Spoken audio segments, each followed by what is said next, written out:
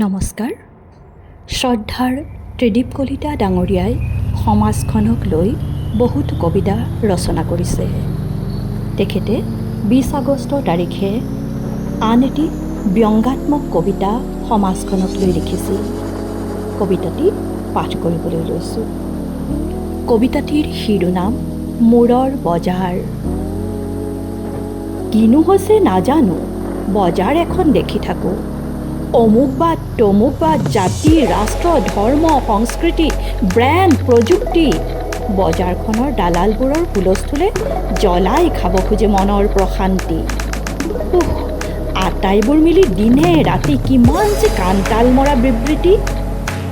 দাবী, প্ৰতিবাদ, অৰিহণা, গৰিহণা, প্ৰচাৰ, প্ৰসাৰ, প্ৰগতি, অভিৱৰ্তন, সমাৱৰ্তন, কণ্ডল, সমদল। চকু পানী টোকা ঘৰিয়ালৰ কি যে অভিনয়, কি যে আবৃত্তি। ঠিক কৰিলোঁ, একো বুজি নোপোৱা মোৰ অকামিলা মূৰটোকেই দিওঁগৈ ৰিচেল ভেলুত বেছি।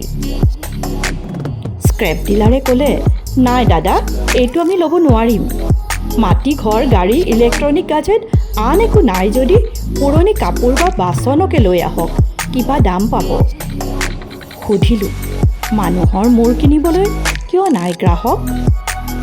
ক'লে, আজিকালি সস্তাতে পোৱা যায় দাদা, একেবাৰে নতুন বান্দৰৰ মূৰ। তাৰেই চলি যায় ডাঙৰ মানুহৰ কাম। বান্দৰৰ মূৰে কাকো উভতি নধৰে।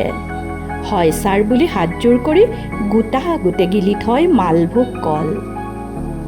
ধন্যবাদ।